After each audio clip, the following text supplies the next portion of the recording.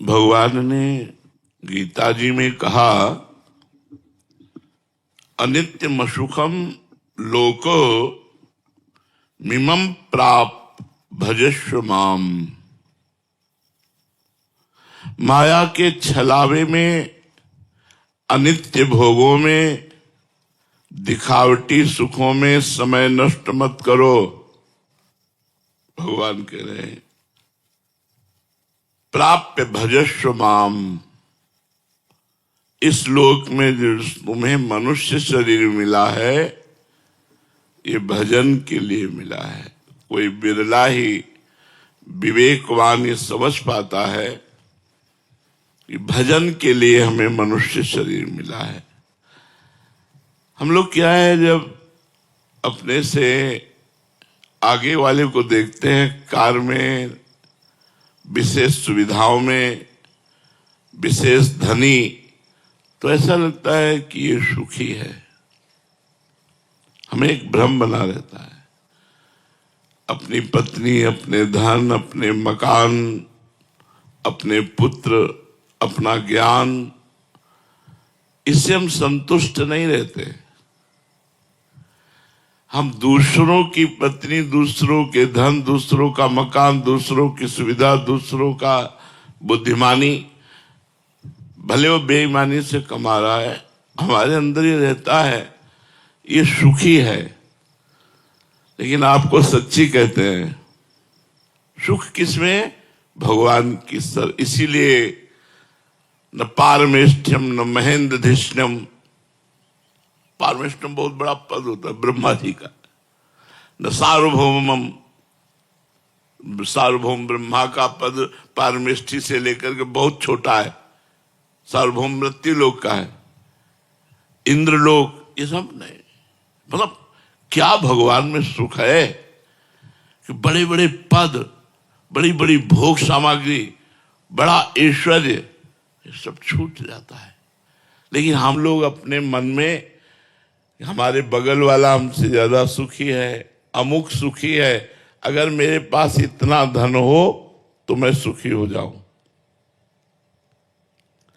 100 की सोचता है, फिर 1000 में पहुंचता है, फिर लाख में पहुंचता है, फिर करोड़ों में पहुंचता है, फिर अरबों में पहुंचता है। वो बढ़ता चला जाता है। माया का कार्य है मांग को बढ़ाना, भक्ति का कार्य है मांग को मिटा देना। जब माया में आप रहेंगे तो आपकी कामनाएं बढ़ती रहेंगी, ये हो जाए, ये हो जाए, ये हो जाए। और जब भक्ति होगी तो ये होगा, जोई जोई प्यारो करे सोई मोहि भावे। प्यारे जो करेंगे वो बहुत अच्छा करेंगे, बहुत अच्छा करेंगे, विश्वास करो। तो भगवान कह रहे हैं, अनित्यम सुखम लोको मिमम प्राप्य भजस्व माम। इस संसार में अनित्य सुखों का त्याग करके जो मेरा भजन करते हैं वही परमानंद को प्राप्त होते, भजस्व माम। लेकिन मन जो है वो हमारा साथ नहीं दे रहा, हमारी बुद्धि हमारा साथ नहीं दे रही। शरीर को ही मैं मानकर, भोगों को सत्य मानकर भगवान का विस्मरण किए हुए, भजन को छोड़े हुए लोग आशीर्वाद मांगते हैं संतों से। कोई कोई तो जबरदस्ती हाथ पकड़ के अपने ऊपर धरवाना चाहते हैं। इससे कुछ नहीं होता। यदि आप भजन नहीं करोगे, इस लोक में कोई आपको सुखी नहीं कर सकता। आप लिख लो, कागज में लिख लो, चाहे दिमाग में लिख लो, हमारी बात मान लो। भजन स्वयं करोगे तो आपके सारे पाप नष्ट होंगे, दुख नष्ट होंगे, विपत्ति नष्ट होंगे। इसलिए स्वयं को भजन करना होगा, अपना उद्धार स्वयं करना होगा। कोई किसी का उद्धार नहीं कर सकता। संत महात्मा ऋषि मुनि ये उपदेश दे सकते हैं, आपको मार्ग बता सकते हैं, पर चलना आपको ही होगा। अब ये मार्ग ऐसा है कि अब आपको हम समझाना चाहते हैं कि भगवान में बहुत सुख है। हमारे पास शब्द नहीं कि कैसे बताऊं कि आप लुभायमान हो जाएं और संसार के भोगों की तरफ से मन हटाकर भगवान का नाम जप करने लगे। इसलिए गोस्वामी जी ने कहा है, कहत कठिन समुझत कठिन और साधत कठिन विवेक, होए गुणाक्षर न्याय। जो एक हम कहना चाहते हैं कि प्रभु में कितना अपार सुख है, पर मेरे पास वाणी में वो शब्द नहीं है। अनिर्वचनीयम प्रेम स्वरूपम हम बताना चाहते हो, आप समझना चाहते हैं, लेकिन मन और बुद्धि ये प्रकृति के भोगों में लगे होने के कारण समझने नहीं दे रहे। अगर विवेक जागृत हो जाए और वो एकदम उसी में तन्मय हो जाए तो बात समझ। और विवेक बाजार में तो मिलता नहीं, विवेक संतों के संग से मिलता है। जितना सत्संग करोगे उतने आप विवेकवान बनते जाओगे। सत्संगी ही विषयों का त्याग करता है, नहीं एकांत में भजन करने वाला साधक भी बड़ी बड़ी चूक कर जाता है। और सत्संगी से चूक नहीं हो सकती, क्योंकि वो रोज नया दिमाग उसका फ्रेश होता रहता है। सत्संग के द्वारा रोज बुद्धि उसकी पवित्र होती रहती है। भगवान के नाम की अपार महिमा है। जिसको नाम जपने में मन लगने लगा तो समझो भगवान की विशेष कृपा उस पर हो गई। वैसे कृपा तो सब पर भगवान की है, सब पर मोरी बराबर दया। पर जिसके मन में आ गया अब मैं नाम जप करूंगा भगवान का, उसके ऊपर विशेष कृपा हो गई। त्रिकालदर्शी तत्व दृष्टा ब्रह्मर्षि महर्षि इन सबने ये अनुभव किया है कि नाम जप के समान कोई साधना नहीं है। जो नाम जप करते हैं इससे बढ़कर कोई साधना नहीं है। अच्छा, इसमें पवित्र अपवित्र देश काल नियम ये सब नहीं है। आप जैसे हो वैसे आप राधा राधा उच्चारण कर सकते हो, वैसे राम राम जप सकते हो, वैसे कृष्ण कृष्ण आप जप सकते हो। न देश काल नियमो न शौच निर्णय विद्यते कुत्र चिन्नैव राधा नामनि पुरे शुचौ। आप जहां बोले राधा तो आप पवित्र हो गए। जैसे गंगा स्नान करने से पवित्र हो जाते नाम, ऐसे नाम उच्चारण करने से भीतर और बाहर अपवित्रा पवित्रो वा सर्वावस्थांगतोपि वाह यह स्मरेत पुंडरीकाक्षम सवायाभ्यांतरा शुचि। भीतर और बाहर से पवित्र हो गए। पवित्र का मतलब पाप नष्ट हो गए। पाप नष्ट होने का मतलब दुख विपत्ति संकट ये सब नष्ट हो जाएंगे। तुलसी अपने राम को रीज भजो या खींच, उल्टो सूधो जामी है खेत परे को बीज। अगर बीज ऐसे गिर जाए तो भी वो उल्टा भी जग जाएगा और सीधा गिरे तो भी जग जाएगा। आप उल्टा सीधा जैसे भी बने भाव को भाव न खाल सहु, नाम जपत मंगल दिस दसहु। उल्टा जप रहे थे मरा मरा मरा मरा। एक जगह तो दृष्टांत ऐसा मिला कि जिसमें भगवान के शास्त्र नाम में कोई नाम नहीं था और उसे भगवत प्राप्ति हो गई। एक गांव का ग्वारिया, पहले ऐसा होता था जमींदारों की गाय चराते, जमींदारों की चाकरी करते थे, पर वो छोटे मोटे राजाओं जैसा उनका वैभव होता था। तो गांव में भागवत हुई। हम आपको नाम की महिमा बता रहे हैं।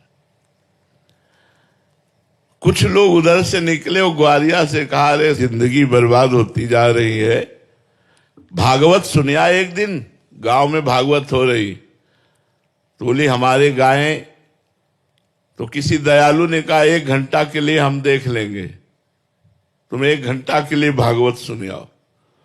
वो गया और सबसे पीछे बैठ गया। पढ़े लिखे तो कुछ था नहीं। पंडित जी ने कहा जो दीक्षा नहीं लेता उसका जीवन व्यर्थ चला जाता है और नरकगामी होता है, ऐसे आचरण होते हैं। गुरु मंत्र और गुरु दीक्षा लेने से बचाव पक्ष पुष्ट होता है कि एक बार ही नाम मंत्र सही यमराज के रजिस्टर में जब लिख जाता तो भारी पड़ जाता है। और तो उसका मन लगा नहीं, उठा और चल दिया। शाम के भाग के आया और पंडित जी से कहा, पंडित जी आपने कहा था गुरु दीक्षा लिए बिना मनुष्य का जन्म व्यर्थ हो जाता है। तो उसकी हालत देखी, फटे पुराने कपड़े, वो अपने आप दिखाई देता है। अब वो गरीब आदमी, गांव का ग्वारिया, कुछ देने लेने वाला चक्कर तो था नहीं। पंडित जी ने कहा कि कल ले लेना। फिर शाम के आया, कहा कल ले लेना। ऐसे 7 दिन भागवत के पूरे हो गए। 8वें दिन पंडित जी, अब रात्रि में खूब भागवत समाप्त हुई तो दही दूध रबड़ी, जब तो सुबह 4 बजे तड़के शौच जा रहे थे। पहले लेटरिन बाथरूम तो होते नहीं थे, बाहर शौच जा रहे थे। उसने सोचा यही अवसर है पंडित जी से मिलने का। दौड़ के गया और कहा, पंडित जी गुरु मंत्र दे दो। अरे बोले पागल है, बोले बिना गुरु मंत्र लिए हम ले जाएंगे। सोचा अब अच्छा, कोई भी सभ्य आदमी किसी के सामने शौच कैसे बैठ सकता है, और वो पीछे लग गया। तो उनका धत गपो चंद कहीं का, धत गपो चंद। बोले अच्छा गुरुजी, और लौट गए। उसने समझा यही गुरु मंत्र है, गुरुजी ने दिया है। अब जमींदार से कहा, आज से हम गुरु मंत्र ले लिए, अब भजन करेंगे, अब आपकी गाय नहीं चराएंगे, आप भोजन देना या ना देना। घर में नहा धो के बैठ गया, बोला धत गपोचंद, धत गपोचंद। देखो भगवान के नाम की महिमा। अब इसमें कोई नाम नहीं भगवान का, रोज नियम से जपना और रोज हृदय से प्रार्थना करना कि प्रभु मैं तो गंवार हूं, मैं नीच हूं, पाप भी हमसे बने, प्रभु हम पर कृपा करो। तो रुक्मिणी नाथ भगवान द्वारिकाधीश जी, रुक्मिणी जी से कहा आज एक भक्त के दर्शन करने जाएंगे, उसको आशीर्वाद देंगे। तो रुक्मिणी जी ने कहा कि हमको भी अवसर मिले आपके भक्त के दर्शन का। बोले बड़ा अजीब भक्त है, अब आप देख लो। तो उनका प्रभु आपके साथ ही चलने का मन है। तो भगवत स्वरूप हटाकर एक धनी मानी का पुरुष का रूप भगवान ने और लक्ष्मी जी ने धारण किया। लक्ष्मी जी हैं रुक्मिणी जी, दोनों भगवान तो सर्वांतर्यामी उसके घर के दरवाजे में खड़े हुए। तो रुक्मिणी जी ने कहा पहले हम दर्शन करेंगे भक्त के। तो उनका वैसे हम पहले दर्शन करते तो ठीक रहता, अब आप दर्शन करेंगी तो देख आओ, आप ही दर्शन करे हो। तो घर में गई तो बिना दरवाजे का मकान, गरीब आदमी, वो लगा हुआ था, आंखों में आंसू चल रहे थे। धत गपोचंद, धत गपोचंद। रुक्मिणी जी ने भगवान के समस्त नामों का ज्ञान रखने वाली, उन्होंने कहा ऐसा नाम तो हमने आज तक नहीं सुना। नजदीक गई और कहा किसका नाम जप कर रहा है?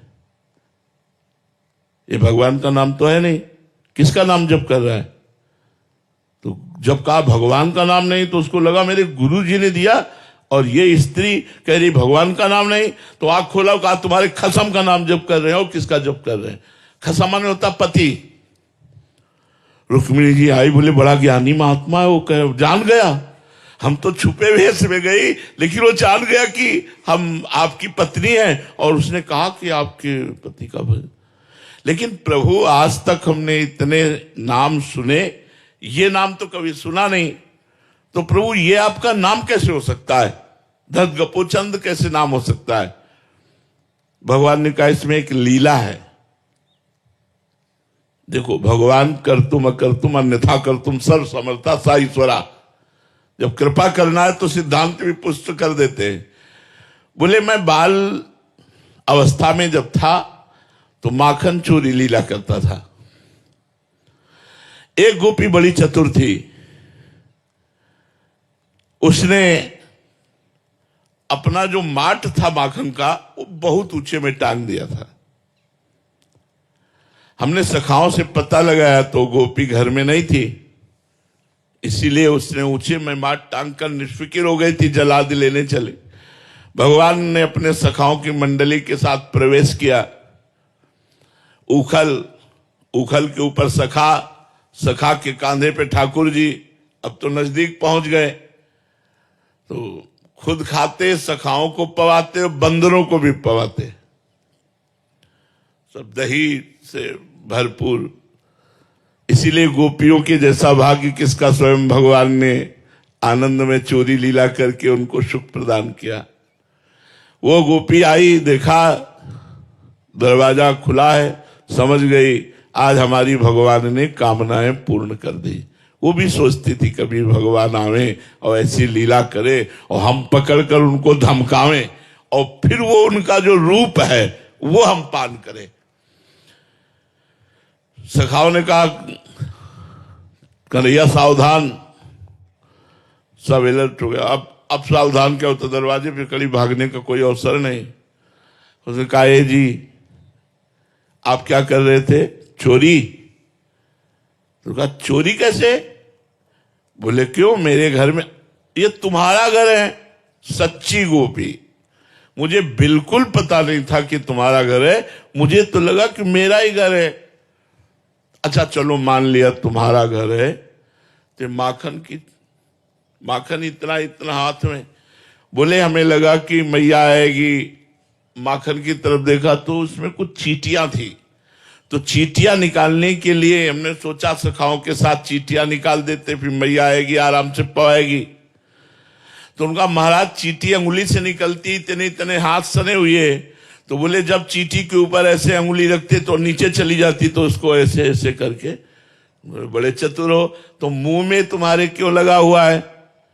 बोले एक मक्खी थी बहुत परेशान कर रही थी, बार बार मुंह में आती थी, तो भी हमने ऐसे कर लिया तो पूरा मुंह में लग गया, तो उसका दर्द गपोचर। भगवान ने कहा उस समय का दिया हुआ गोपी का नाम है।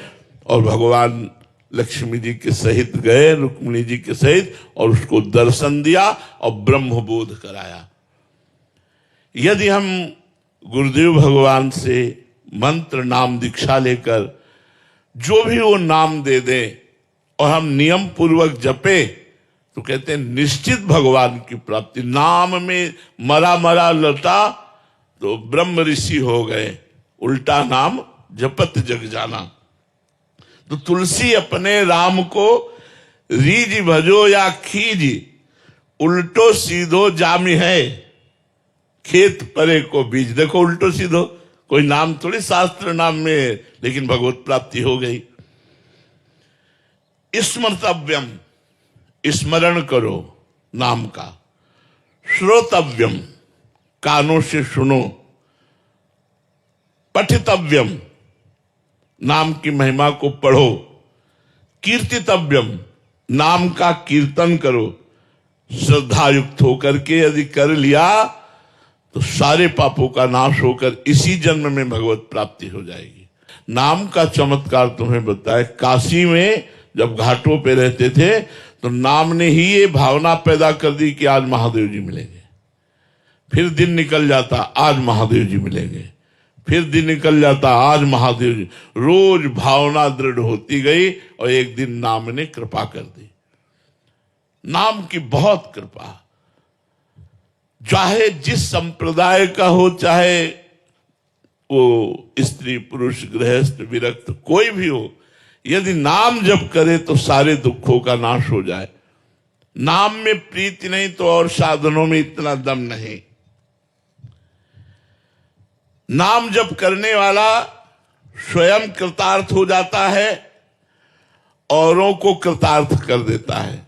नाम जप में इतनी सामर्थ्य है कि वो भगवान को खींचता है। जैसे कृष्ण नाम जीव को खींचता है और भगवान को भी खींचता है।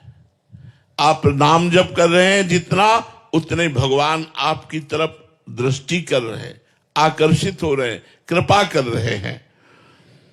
आकृष्टा कृत चेतसाम स्महता मुच्चाटनम चांगहसा मा चांडाल ममूक लोक सुलभो वश्यम च मुक्ति स्त्रिया। नो दीक्षाम न च दक्षिणाम न च पुरश्चर्या मनागीक्षते मंत्रोयम रसना स्पृशेव फलति श्री राधा नामात्मका। यदि आप राधा राधा उच्चारण करते हैं परंतु आपने दीक्षा नहीं ली तो यही दीक्षा हो गई। जो सुन रहे हो ना कि राधा राधा जपो, ये दीक्षा हो गई। तो कह रहे हैं आकृष्टाकृत चेतसाम, आपके चित्त को जो विषय आकर्षण कर रहे हैं वो नहीं कर पाएंगे और प्रभु की तरफ आकर्षित हो जाएगा आपका चित्त। आप चाहे चांडालवत आचरण करने वाले हो, मां चांडाल ममुक, बिल्कुल नीच आचरण करने वाले हो और राधा राधा राधा नाम जप कर रहे हैं, वो आपके चित्त को आकृष्ट करके भगवान के चरणों में पहुंचा देगा। वश्यम च मुक्ति स्त्रिया, मुक्ति उसके वश में ऐसे हो जाएगी जैसे पतिव्रता पत्नी अपने पति में आसक्त हो जाती है। मतलब मुक्ति उसके पीछे डूलेगी जो नाम जप कर रहा है, लेकिन निरंतर। नो दीक्षाम, मत दीक्षा लो, न च दक्षिणाम, कोई दान मत करो, दक्षिणा मत दो, न च पुरश्चर्याम, इसका कोई पुरस्चरण भी नहीं कि इतने लाख का हम अनुष्ठान लेते हैं। बस रसना स्पर्शेव, तुम्हारी जिह्वा से स्पर्श होना चाहिए, राधा राधा राधा राधा, राम राम राम राम, कृष्ण कृष्ण कृष्ण, साम सदाशिव साम, परम मंगल हो जाएगा। इसलिए सबसे प्रार्थना है चलते फिरते उठते बैठते नाम जप कीजिए और कुछ समय एकांत में बैठकर नाम जप कीजिए।